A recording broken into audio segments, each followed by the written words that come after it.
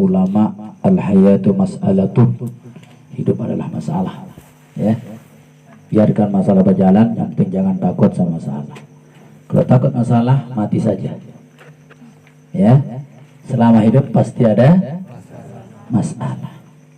Jangankan kita besar, anak yang kecil sudah masalah. Jangankan anak kecil, campuran sperma kita itu dulu, sebelum jadi orang, jadi apa, campurannya sudah membawa masalah. Sebabnya ibu kita disebut ngidam, itu sudah masalah. Dia akan mencari buah-buahan yang tidak musimnya, itu sudah masalah. Ya, apalagi besar begini. Ya, jadi jangan takut sama masalah. Itu adalah sebagai cambuk kita untuk maju. Ya, jangan takut apapun. Kalau Raden bilang hanya saya takut kepada Allah, itu buat sebagai sebuah modal. Ya, tidak ada bedanya juga dengan kita. Coba beliau tidak mau mengajak karena mungkin belum masanya. Yang merasa masanya pakai juga itu.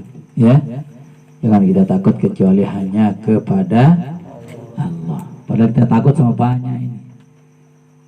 Takutnya banyak, takutnya nih. Ya, hilangkan semua itu, kan itu adalah hijab bagi dirinya. Yang kedua, jangan merasa tenang di samping makhluk, karena itu hijab bagi diri. Semakin merasa tenang di samping makhluk, semakin kita susah dengan makhluk yang kita merasa tenang di sampingnya itu. Karena makhluk tidak akan tahan lama. Ya, sekali lagi, jangan merasa tenang di samping makhluk siapapun itu.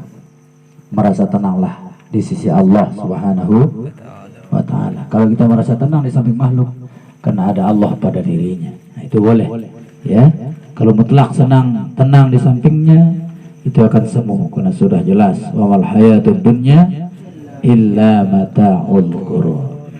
Ya, itu. Jadi yang kedua, konsep hidup saya, terutama kepada murid saya, sebelum dia minta maaf sudah saya maafkan, karena saya khawatir lupa saya nanti memaafkannya. Ya, lalu berpisah tempat, mungkin dia duluan atau saya duluan. Tapi saya tidak iri hati kalau kalian duluan.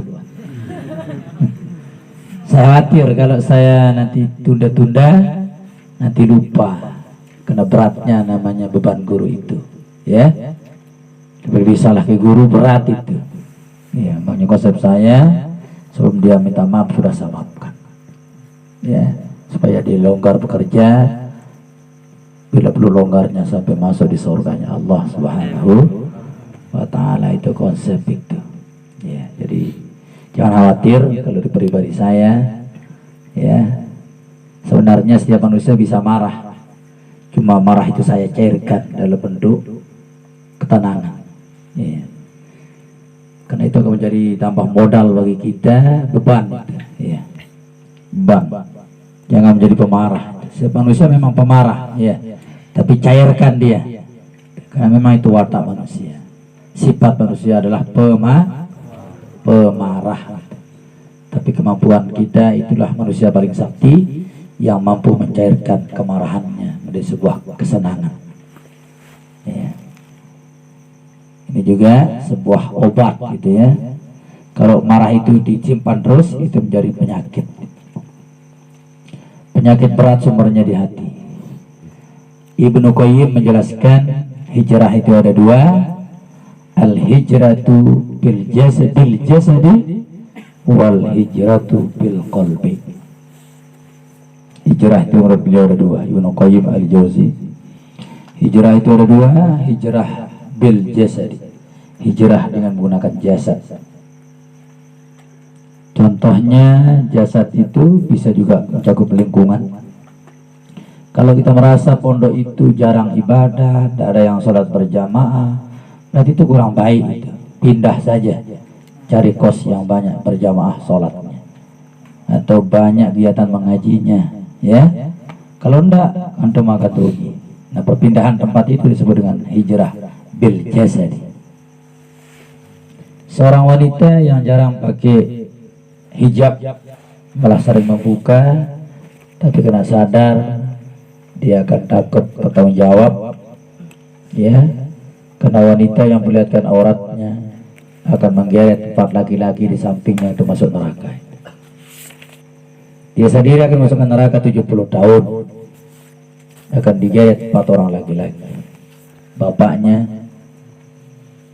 adik laki-lakinya, suaminya, dan anak laki-lakinya. Itu akan digeret masuk neraka. Berat ya. Oleh sebab itu dia dengan kesadarannya menutup aurat, berarti itu juga disebut dengan hijrah bil jasadi. Secara kebangsaan Indonesia, pemerintah kita banyak melakukan hijrah bil jasadi, mengirim tenaga kerja, itu sudah disebut hijrah bil jasadi. Lalu pemerataan rakyat dikirim secara transmigrasi, itu juga sebagai langkah hijrah bil jasadi. Itu jadi kalau ada yang kerja, tempatnya kerja sama orang tidak baik, hijrah saja juga bil jasadi. Bergaul sama yang tidak baik, pindah saja hijrah, itu juga bil jasadi. Kalau Al-Baqarah mengatakan, surat Al-Baqarah ayat 218, allazina amanu wa hajaru wa jahadu fi sabilillah ulaika yarjuna rahmatallah wallahu ghafurur rahim. Ada 3 kelompok orang yang selalu mengharap rahmat Tuhan di ayat tadi. Ulaika yarjuna rahmatallah. Mereka lah orang-orang yang selalu mengharap rahmat Tuhan. Itu 5 kelompok. Allazina amanu, wallazina hajaru, wallazina jahadu. Yang beriman, yang berhijrah, dan yang berjuang. Kenapa ditutup kalimat hijrah dengan berjuang? Karena hijrah itu gampang. Makna hijrah itu ada 3. Makna lugawi atau makna etimologi. Yang kedua makna terminologi, makna istilahi. Yang ketiga hakikatul hijrah. Ya. Kalau makna etimologi, makna bahasanya, hijrah itu al-ib'ad, ya, menjauhkan. Al-itraq, meninggalkan. Al-inqita', memutuskan. Itu makna hijrah secara etimologi, secara bahasa, secara lugah. Setiap yang putus, yang kita tinggalkan, yang kita jauhkan, berarti sudah itu.